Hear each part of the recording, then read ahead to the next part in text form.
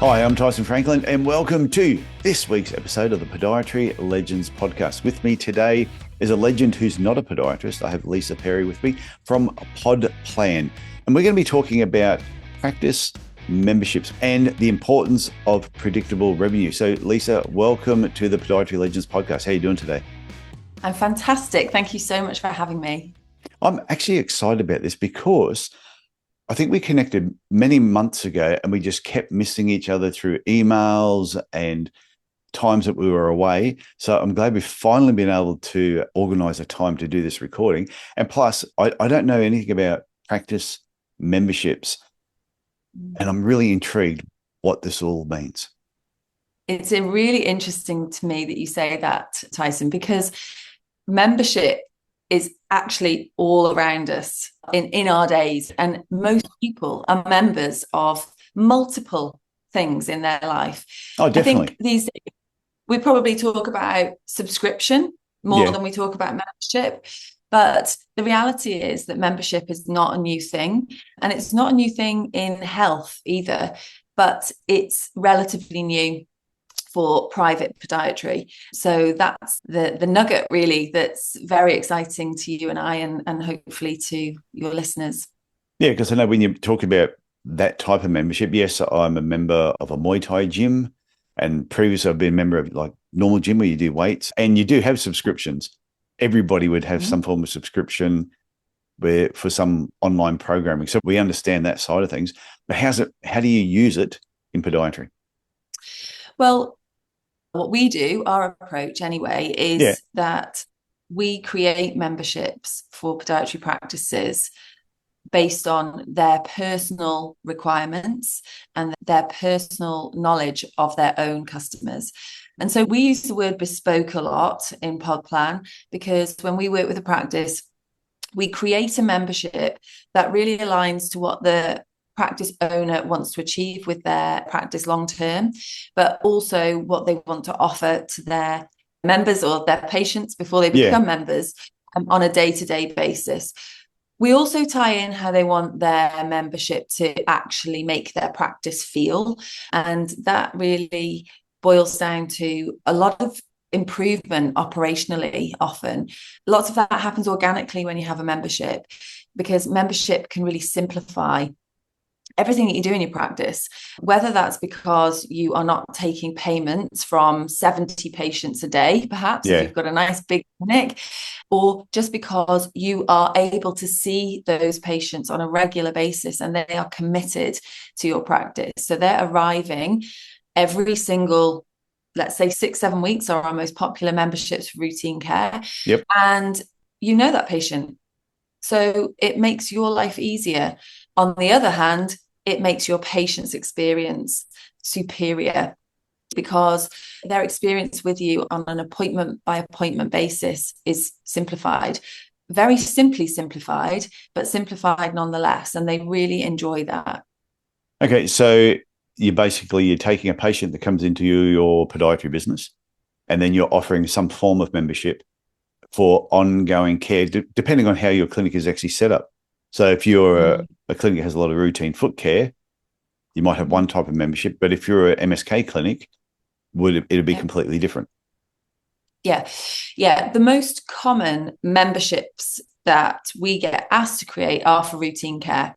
Okay, well, that makes sense. Because, it's really easy to put together a membership for routine care. So what we generally do when we're creating a membership is we have a look at baseline operating costs, and we create baseline operating charges. So when we work with the practice, we do a full piece of business analysis first before we do anything to do with membership. So we are looking at costs, occupancy, team, future costs, and a whole host of other things go into this big cauldron, really, to consider what we need to achieve as a baseline operating cost. So you actually get the podiatrist thinking about what's happening behind the business, not just taking everything for granted. Absolutely. Yeah, that's great. We work with practices for about 4 months before we would even consider launching a membership. So we run through a really big piece of business analysis. And we do try and keep it as simple as possible for the podiatrists. We've been doing this quite a long time, and we've run our own practice and our own practice membership for 15 years too. So we really know what it takes. And believe me, our practice membership was far from perfect the first time that we launched it. So we've learned a lot by doing it the wrong way in the early days. But we run through a really robust piece or process of business analysis. And that is looking at the business expenses, the costs, it's looking at teams, looking at hours, but it's also looking at what the practice owners actually want from the practice in the long term, and what we need to do with pricing now and in the future in order for the practice owners to be able to achieve that. It's actually usually that process is really interesting for the podiatry practice owners, because although many forward-thinking practice owners have a good idea of what they need to do on the in the here and now, on the day-to-day, it can be really difficult to apply that to the long term. And more importantly, it can be really difficult to actually create from that something that is an attractive business sale proposition for an investor. And to me, that's one of the biggest benefits of creating a membership, is that you are creating a business that is not just going to sell to somebody else, usually a podiatrist, as a job. You are creating something that the moment you step out of the business, you can have 100% confidence that it's going to continue as it is the last day that you're in it. So the person buying your practice takes over tomorrow. Your direct debit payments, which is how we take payment for practices, will continue, guaranteed. Yeah, that side of things doesn't change. It's an amazing change for private practice owners. So are you saying the practice owners that are using PodPlan, all their patients run this membership? This is just how they run their whole business? Or is it offered to patients and some choose to do it and some choose not to do it? And I assume the ones that choose to do it are on this regular monthly payment. There's going to be some added benefit to them to want to be paying a regular amount each month. Yeah, absolutely. So if we go back to what memberships normally look like, so I think I probably went off on a tangent talking about that's okay. But the most common way to create a membership is to create a routine membership. So most private practices in the UK anyway will offer some form of routine regular treatment for full foot treatments, usually about a 30-minute appointment, and they will also offer a nail cutting appointment. Not all do, but that's common. So what we do is we apply our baseline hourly rate to our routine treatments, and we create membership packages from them. So that means that all of the treatments we offer on the membership, so the routine care and the nail care, will be based upon the baseline hourly rate for that practice. And this differs from practice to practice. Yeah, of course. That means that your members are able to pay at the best possible price in your practice. And what we also do is we apply those baseline hourly rates to other treatments that the practice offers. Most practices these days, which is wonderful to see because the private sector is really evolving, certainly in the UK more and more. So most practices will offer other treatments. So they might offer shockwave, they might offer laser, they might have a completely different section of their business. So they might offer massage or acupuncture. Yeah. And so what we get to do is we create a members only price list. So our members are able to access the best possible prices. It doesn't mean to say that if you're offering nail surgery that you're going to offer that at your absolute flat baseline hourly rate. Of course, we take into consideration that these treatments are specialist and they might achieve a premium, but they're still going to be offered to your members at the best rates. What we also do is we apply a non-member rate to the same treatments. And that means that people that are non-members, so these are people who are not as committed to your practice. They are also the patients that are going to come to your practice less frequently. Yeah. They often come to your practice when they really should have come a couple of months ago. And therefore they often need more time. And they're also the type of patients usually who are most likely to DNA, most likely to turn up late, and most likely to complain. So these are the patients that are less loyal, less committed to your practice, less committed to their health maintenance, and they are charged the non-member rates. Yeah, no, that makes perfect sense, because I've spoken to a lot of people recently and I've been saying to them that if you said to a patient, I want you back in 8 weeks' time, I said, that should be written in your notes. You want them back in 8 weeks' time. If they choose to come in 6 months, if they say, well, I'm not going to make an appointment now, I'll call you when I'm ready, and you let them walk out. If they come back in 6 months, I go, you should not be charging them your normal standard consultation fee, because you said you wanted to see them in 8 weeks. There's a reason for that. I said, for them to come in 6 months and you still just charge them the same price, I said, the only person being punished is yourself, because you happen to do all this extra work. And a lot of times these are the ones that make you run late for the patients who do come in on a regular basis. And you start annoying your good patients. So this membership idea actually makes sense. In answer to your question, it's not compulsory to join a membership. It's not compulsory to join the practice membership. What we find is podiatry is a wonderful business to run in terms of how consistently your customers come to you. Most customers will come to a private practice for routine care between 6 weekly and 8 weekly intervals. And for any business, that's wonderful. I mean, nobody goes to a dress shop consistently 6 weekly or 8 weekly today. So the opportunity there is wonderful. The challenge for a private practice is capturing that opportunity and making sure that they offer something to their customers that allows their customers to commit to the practice. What we find is that most patients that are going to a practice anyway are delighted to be able to get into the inner circle of the practice, to really become part of the practice. I know with our practice, when we were running it, even our real golden oldie patients that had been coming to us for 10 years would say to us, I am a member though, Lisa, I'm a member. Yeah. And I used to find that fascinating when we'd seen them every 6 weeks for 10 years, but when they joined the membership, they felt even more important to us.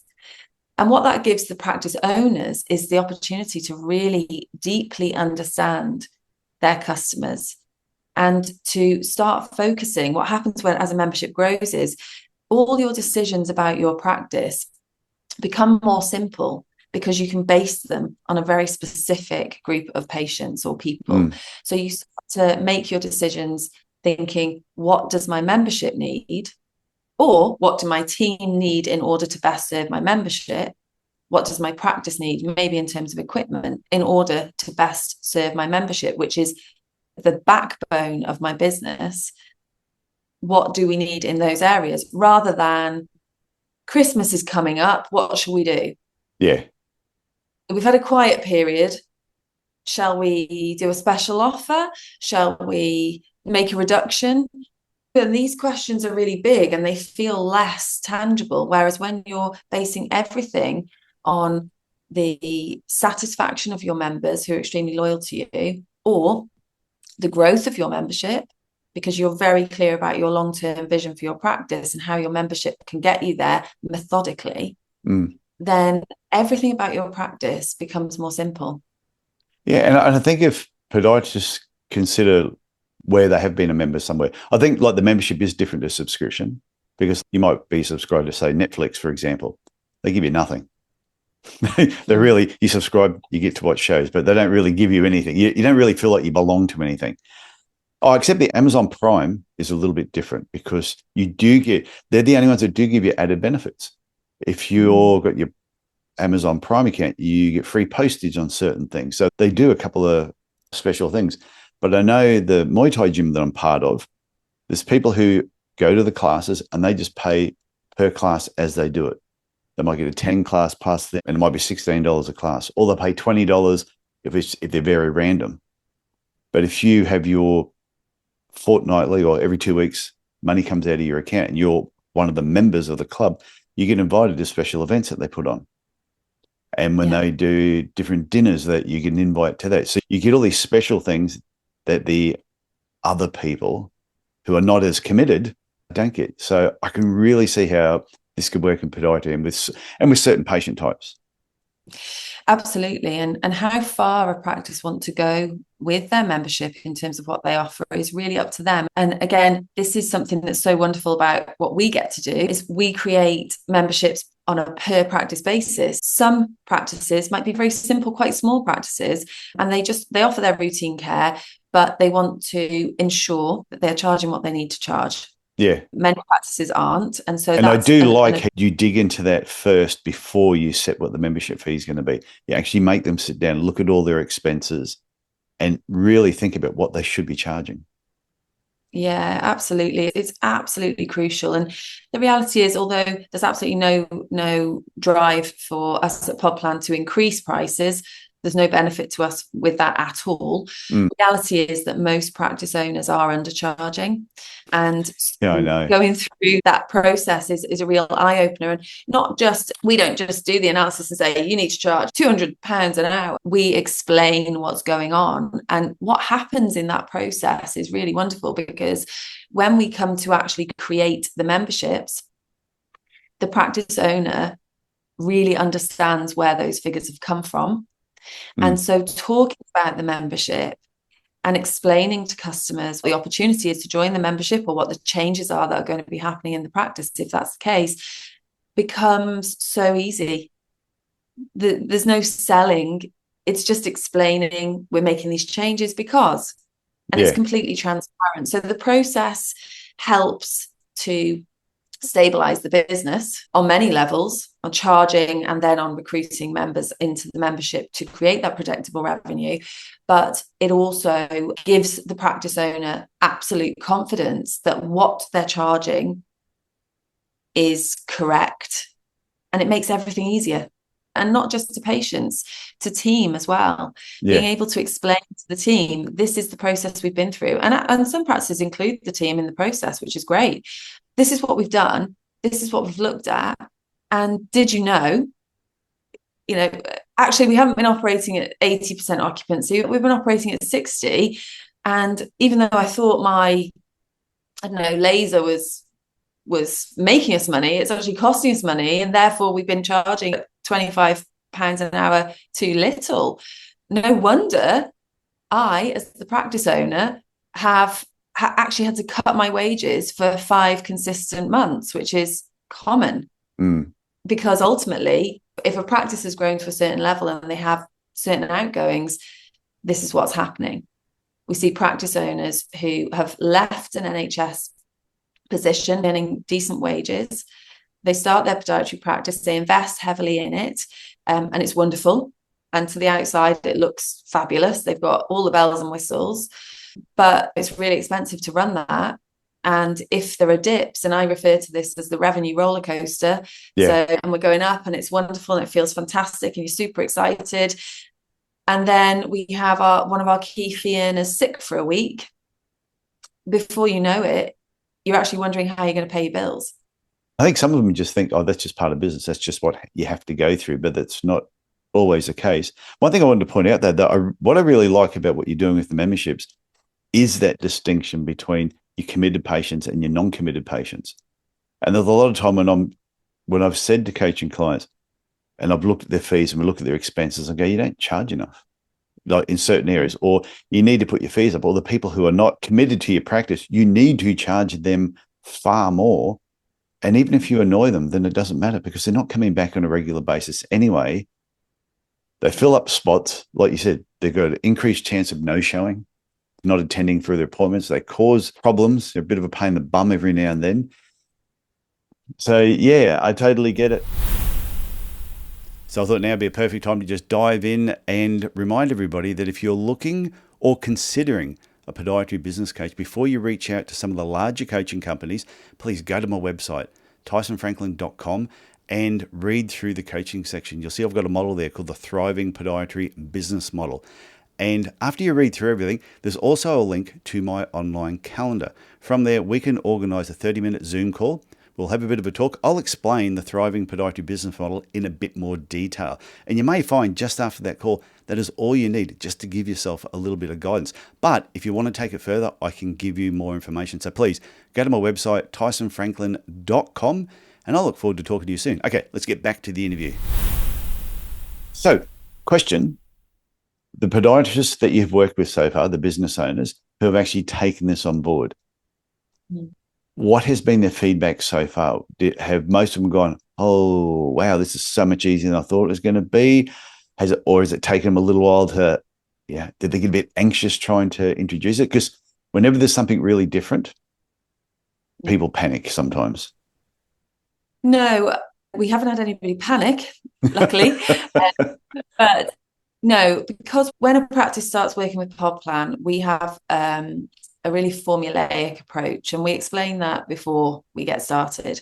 I think one of the things to point out is that at Pod Plan anyway, we don't charge a practice anything to work with us for the initial period at all. We only make money when a practice starts making money. Okay, so we only charge this when they start collecting membership payments on a monthly basis, which we help them to do as well by setting up a direct debit portal for them. So there's no initial payment. If there was an initial payment, and to be honest, when we first started doing this quite a long time ago, there was an initial payment, and that added a lot of pressure for practices, and that's why we made changes in our own offering. So there's no financial outlay initially, so that takes the pressure off. However, there is a time frame, and as I mentioned before, it's 4 months to go through the process with us. Our process is really methodical. We carry out business analysis. This is where we have a look at all the costs and have a look at what the baseline operating charge should be. Then we create the membership. So we put together the offering. Going back to your initial question about routine and MSK, we do practices that have MSK-based memberships. They're fewer just because we have fewer of those practices in the UK. And actually, some MSK practices that are heavily MSK actually still create a routine-based membership, but they offer all of their MSK treatments at discounted rates to their members. Okay. So there's different ways that you can set that up. But do you ever get any podiatrists when you're doing the initial evaluation over that 4-month period that you get like a month, 6 weeks into it, and you're banging your head against the wall going, this podiatrist is just thick. We need to move on. This is not going to work. You must have copped a couple of thick podiatrists that you've just gone, or have you've gotten through the 4 months with them? We haven't had anybody that we have stopped the process with. We've got to the point where we created a membership. We have had, I can think of one practice that actually decided not to take their membership forward at that point, and that was for personal reasons.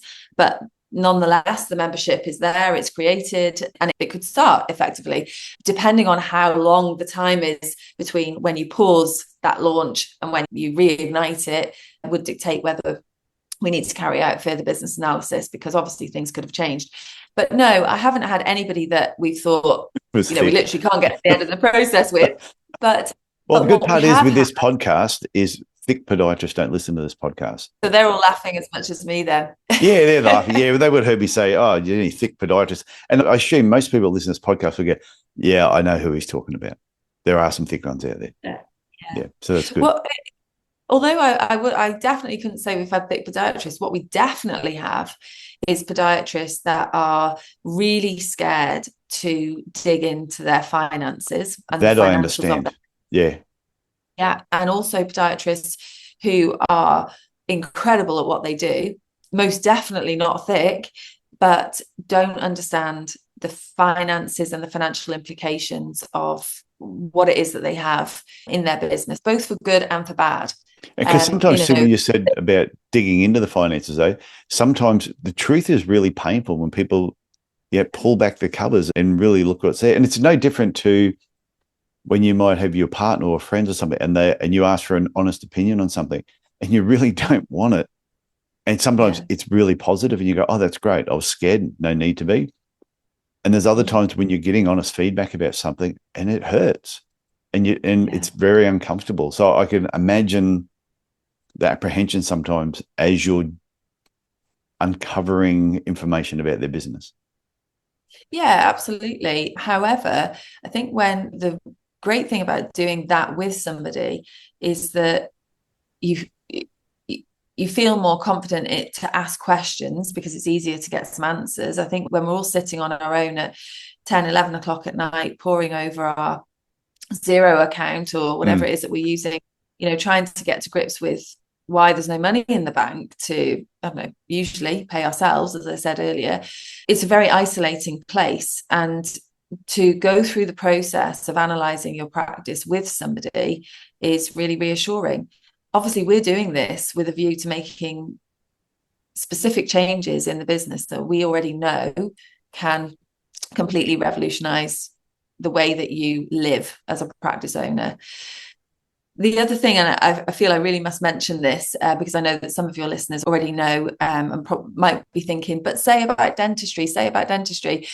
I'm really lucky because I grew up in dental membership. So my parents created a really big dental membership program, which is called Practice Plan in the UK. Okay. It's very similar. Lots of people know either about Practice Plan or Den Plan in the UK. My parents sold that business about 20 years ago.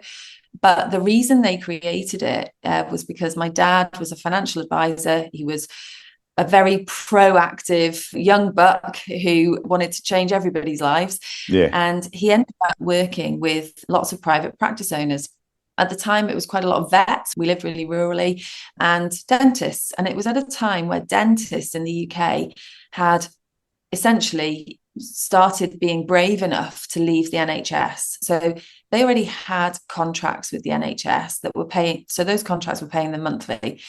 But there were loads of changes with the contracts. Dentists became less satisfied. They were being squeezed in every direction, shorten your appointment times, see people for less, and so on and so forth. And they got sick of it. So they started to leave the NHS model. As they left it, because it was horrible, yeah, they moved into private practice.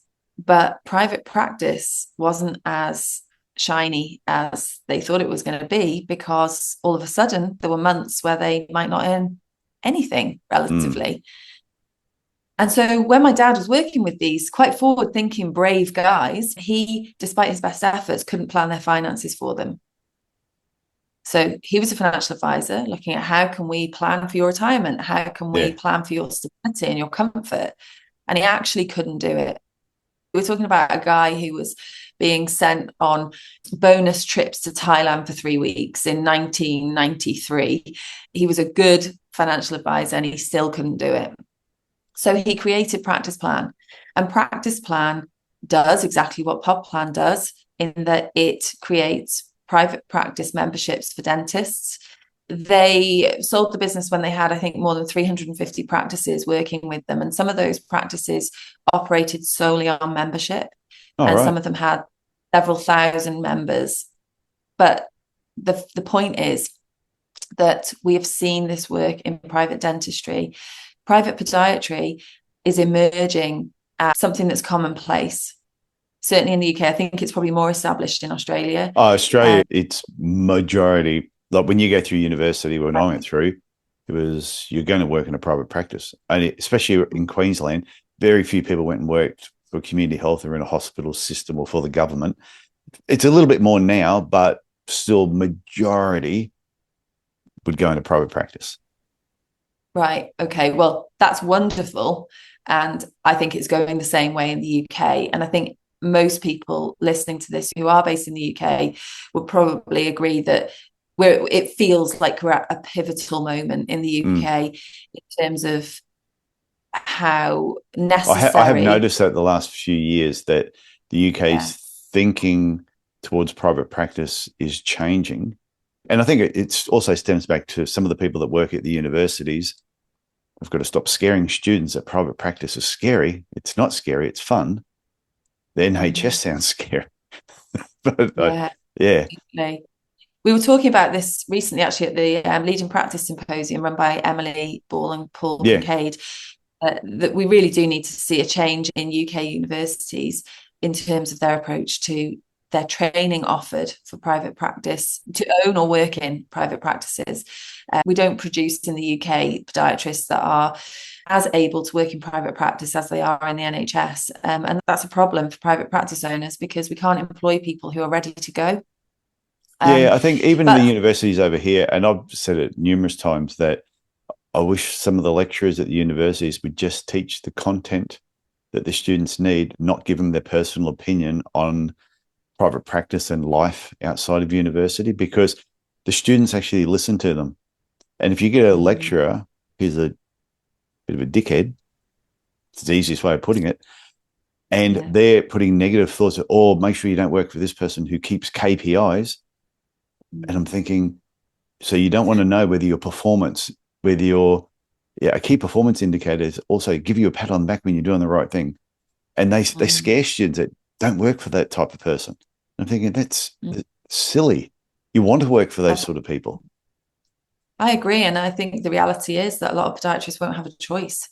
We're seeing, even locally, as you know, and based on the Isle of Man, we're seeing excellent podiatry assistants having their hours cut in the health service because the health service funding is an issue in the health service, and cuts will need to be made. So I think the reality is that a lot of people who even do work in the health service will start considering working in private health. Just going back to the lecturers, I heard an interesting comment actually again at the Legion Practice Symposium, which was about the fact that a lecturer actually stood up and gave us a really good, when we were talking about this, and he gave us a really good rundown of what was happening in his university and some of the feedback they'd had. And he said, we actually stopped offering an element of business in the course because the students fed back that they didn't like it. Yeah. And I just thought that was, well, entertaining, to be honest, because it's true. You know, this isn't about, firstly, who's delivering it and what are you delivering if it's so unenjoyable, because most people who don't know about an area very much are quite interested to learn about it if it's delivered in the right way. So I think that's been my first question. But also, what are you explaining to your students about the requirement or the necessity of this information? I'm sure if they understood how essential it's going to be for their futures, it would be something that they probably buckle down and at least participate in with some gusto, and just say they don't like. My lecturers, when I went through, I must say, all the lecturers that I had at the time were bloody brilliant. Like, they were really good lecturers. There was never any negative talk about the profession, about private practice. Everything they ever said to us was always positive. But I know, like, when I wrote my book, It's No Secret There's Money in Podiatry, and I approached all the universities and I said, hey, I'd love to come in and talk to your final year students, what it's like in the real world, just from my point of view. And none of them got back to me, except one eventually did. Paul Butterworth, you're a legend. But then they had a business subject, and the guy that they had coming in at QUT to talk on this business subject, from what I knew about him, he had 2 podiatry clinics, both unsuccessful. Yet he was in there doing the lecture on podiatry business. Yeah. And I'm thinking, if I was a student, I probably would have hated it too, because he was a really boring speaker. Yeah, really uninspiring, isn't it? Yeah. It's really uninspiring. And I think that's probably what people podiatrists feel about private practice, especially if they've only worked in NHS. But things are really changing in private practice in the UK. I realise that you're streets ahead in Australia, but you know what? Even 15 years ago, when we had our private practice, there was so much more fear about what we could offer or couldn't offer. I mean, the very mention of a foot health professional was, we had to whisper those sorts of words, because possibly be bringing that level of practitioner into the podiatry profession. Now that sort of thing is commonplace, really building excellent structure in a business, different pricing bands, so on and so forth, giving practice owners scope to offer as many treatments as they possibly can and really serve their customers. So I think things are changing for the better, and it's extremely necessary. The good part is, though, even though it's different to Australia and we're both different to how it's run in the United States, regardless of how it's structured in the education process and how we approach private practice, I still think this whole thing about having memberships and membership levels and members and non-members, I really think it's something that wouldn't matter what country you're in, you can apply this in one form or another. Absolutely, you really can. And ultimately, what it gives the practice is something that I don't think is possible in any other way, and that is predictable income. Because if you're offering a service that essentially is a pay-as-you-go service, come in, have your treatment, and pay. So just by the very nature of that sequence of events, you're already opening your business up to various levels of vulnerability. Your patient might not turn up. We all know what that feels like. Yeah. How many podiatrists listening to this have moved heaven and earth to get into their private practice, even if it's sheet ice, even if your child's sick, or in our case, I know I've been in our practice and moved heaven and earth when my kids have been in hospital to make sure that I can see, or at least open the door to patients. You will kill yourself to be in your practice by a certain time, yeah. And then the patient doesn't turn up. Yeah. And you heartbreaking. It does. It just it tears a gaping hole in your chest. It does. And even worse, when you've paid somebody else to be there for you. Yeah. You know, and you've, as you know, we live on an island. To relocating podiatrists here is a very expensive thing to do. You know, we've done all that. We're paying over the odds, and we've set somebody up in a new house and relocated their kids, whatever else it might be. And that person's there, absolutely all guns blazing. The heating's pumping out the radiators, all the equipment's whirring away, the electric bill's going through the roof, and people just don't bother to show up. It's just staggering. In what other world would this be acceptable? And yet we accept it. I know it's in, if you book a hotel room, you don't turn up, you're paying for it. Yeah. It's just, it's one of those things. You miss a flight, you pay for it. Might be a £10,000 flight, you're still going to pay for it. Yeah. And yet we struggle. So we have people not turning up. We have people turning up late. Then we have people turning up who don't need the appointment that they're booked in for. So maybe they need less of an appointment. So less time, less cost. What do we do then? Oh, can't charge them for what they were booked in for. Just can't do it. It's just not fair. We're going to have to half that. We're going to half it. But people aren't doing, you know, practice owners struggle to do that. Yeah. And then even we can also have somebody have their treatment and have all the equipment and the time, the expertise and the great level of care, and then go to the reception desk and for whatever reason, not pay. I mean, I don't know if you've ever seen that. I definitely have. I've heard about it where people say, oh, I forgot to bring money. How could you possibly leave the house without money? I've forgot my wallet, or I wasn't happy with the treatment. It was not what I expected. It's not good enough. And all of these things put the podiatrist, usually often the practice owner, and sometimes it's a team member, in a really difficult position. Yeah. And it becomes, and it's every little thing that impacts on the ability of a practice owner to achieve guaranteed, predictable revenue at the right rate. And membership, to me, is the only thing that a private practice can do that will, over time, because obviously it takes time to grow a membership, guarantee income. And when you have predictable income in a practice, everything changes because you become absolutely laser focused on what you're offering on a day-to-day basis, what you're striving to achieve as a practice, and how consistently you can do any one of those things. It introduces a level of simplicity in your business owning life like nothing else can. But it also allows your customers to know exactly where they stand, to know exactly what they can access in your practice and what they can't, and to experience a level of simplicity on a appointment by appointment basis. So members don't pay when they're there. Sounds really small, but we used to have people just rocking up, no handbag, no phone, nothing. See, I'm a member. Yep, okay, off you go. Yeah. It's really simple. They love it. often they book many appointments ahead, so they're not even stopping to book. The knock-on effect for your team is that they know, let's just say they have 50% of their diary filled with members. They know when they look at that appointment list on their system that exactly who those people are. They know exactly what's going on with their feet. They know exactly how long it's going to take to see them. They know they can see them in the allotted time. Yeah. They run to time.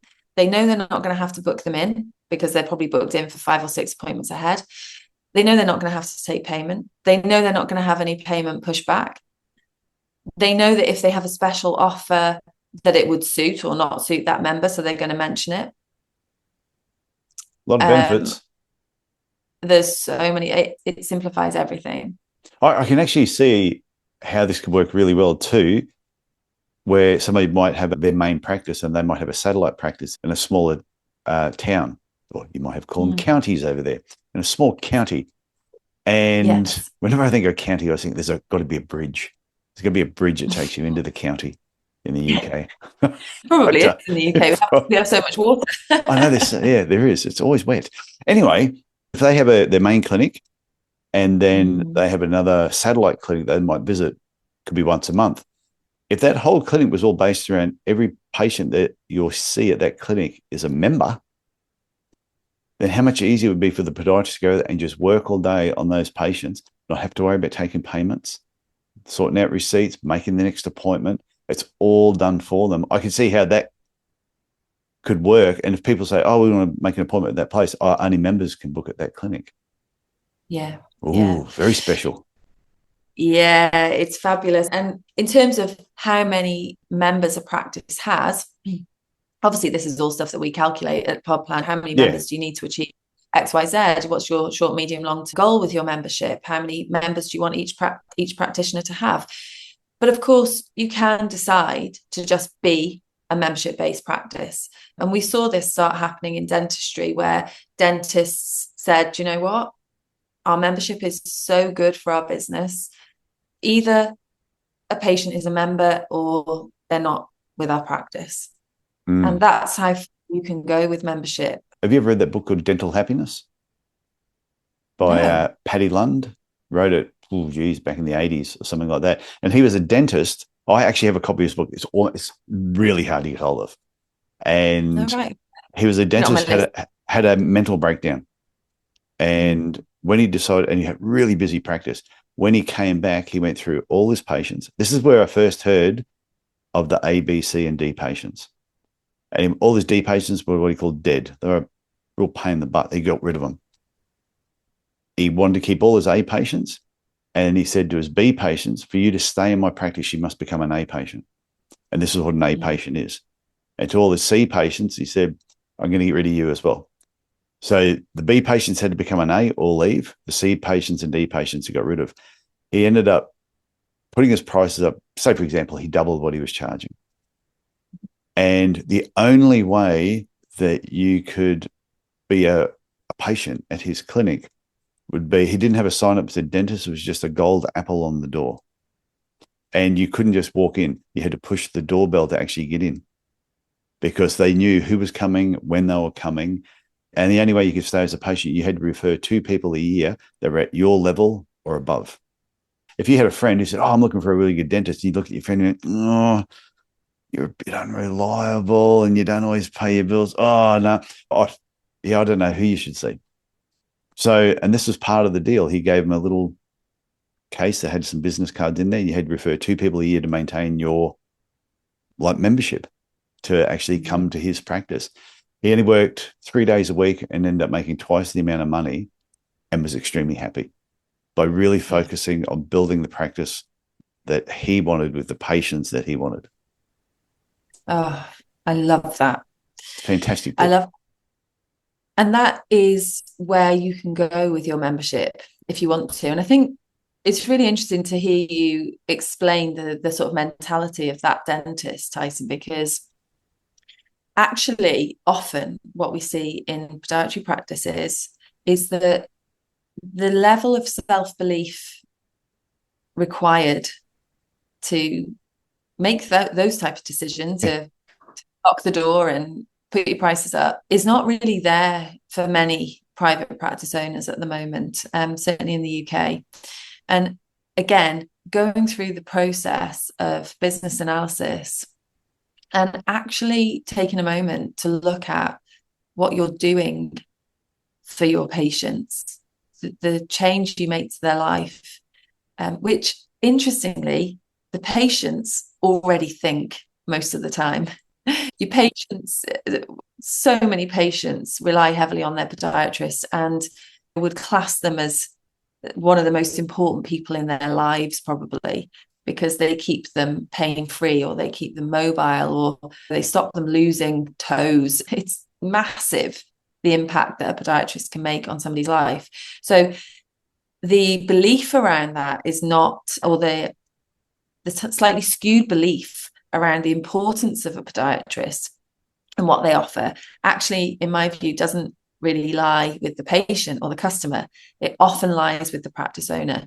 And that's where we need to see a real shift in approach, in outlook, in mentality. Going through a business analysis process and creating something that really serves your specific customers is really useful in doing that, because it allows you to reframe yourself, what you've been thinking and believing about you or about your practice, about your team, because often that's really quite low in a practice compared to the reality of what's actually happening. So I think there's quite a lot of mindset work that actually happens through the process of creating a membership. Oh, yeah, I mean, I have no doubt. And it's a shift. It's a shift. You actually start verbalizing, writing down what it is that you offer. Why is your practice so good? What are you prepared to do for your customers that they maybe aren't getting from the practice down the street? Because they are usually different. And not to say the practice down the street isn't doing something equally as fantastic, but it's probably not the same as you. Yeah. It's interesting what you said then too, though, about the whole mindset, because even when I do my marketing workshops, a big focus at the beginning of the marketing workshop is really talking about mindset, because how you're thinking will affect whatever strategies you put together, whether it's membership or anything else, or what tactic you choose to do. People who are stressed with money and who have got a really negative mindset will make bad decisions every time. So they're not making decisions from the right place. So, hey, before we wrap up, if people want to get hold of you, what is the best way of doing this? What are your email address, website? I will have it in the notes. Yeah, absolutely. People can touch base through our website. So that's just podplan.uk, or drop us an email, support@podplan.uk. We'd love to hear from you. Okay. Now, you're working with everyone in the UK. Have you worked with anybody in any other country, like Australia, New Zealand? Not yet, but we'd love to. So if anybody wants to chat and find out how we can support you, we offer a full service package. So we talked a lot today about business analysis, but we also create your memberships. We offer team training. We actually set up your own direct debit portal for you, and we manage that for you.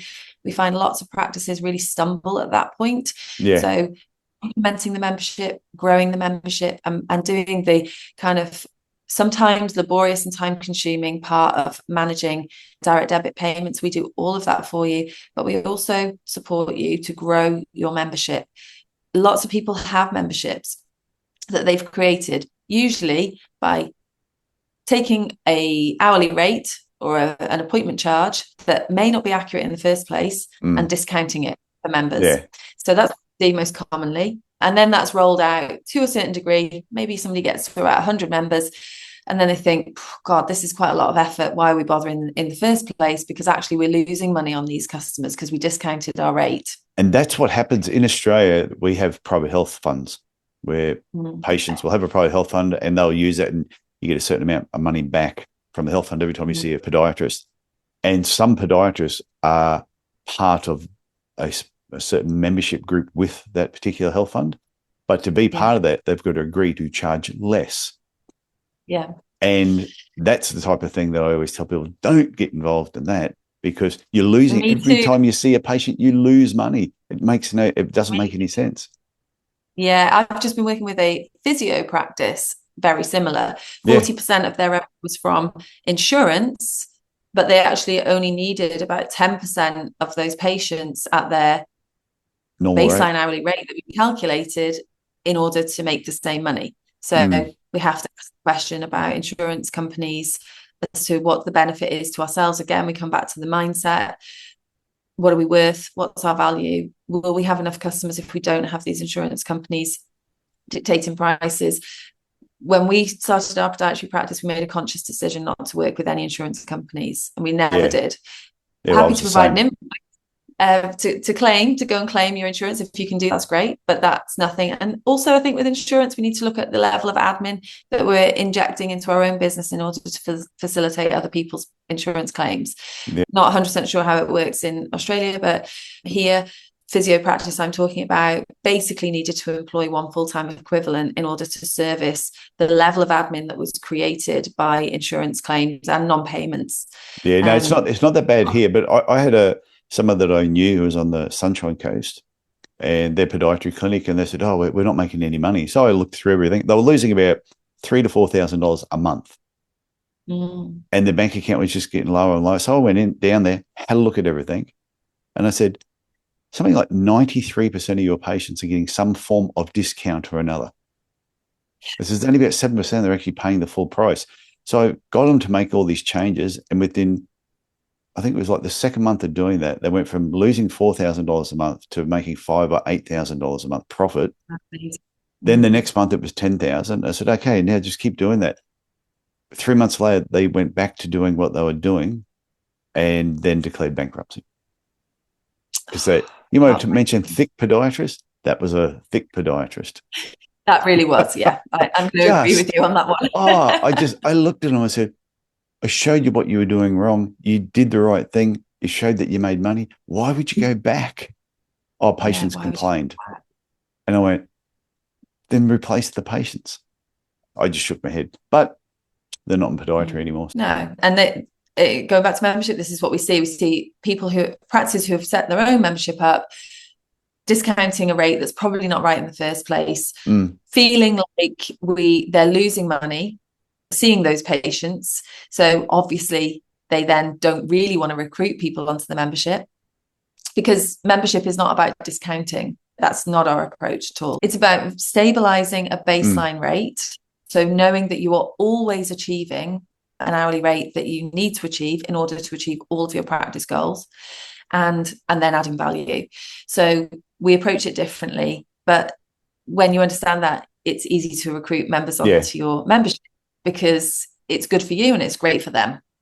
So we see practices doing that, and we support practices to take payments, do all that background admin in setting up direct debit collection. We also manage that for them. So if you get cancellations, you get people who want to make changes, we do that for the practices in the background.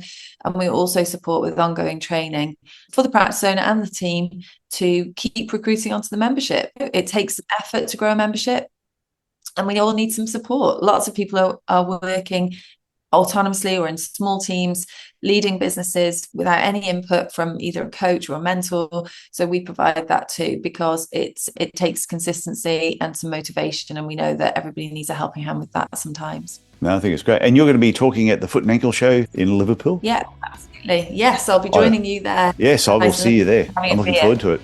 Oh, yes, definitely. Definitely we'll have a beer afterwards. So, Lisa, I want to thank you for coming on the Podiatry Legends podcast, talking about Pod Plan, talking about practice memberships and predictable income. And I think anyone who's listening to this all the way through, if they, like you say sometimes, if you did not get something from this particular episode, take 2 Panadol, give yourself an uppercut and go and lie down for a while, and then come back and listen to it again, because you obviously missed something. So, Lisa, thank you very much for coming on here and sharing your knowledge. Thank you so much for having me. I'm very grateful. Okay, bye.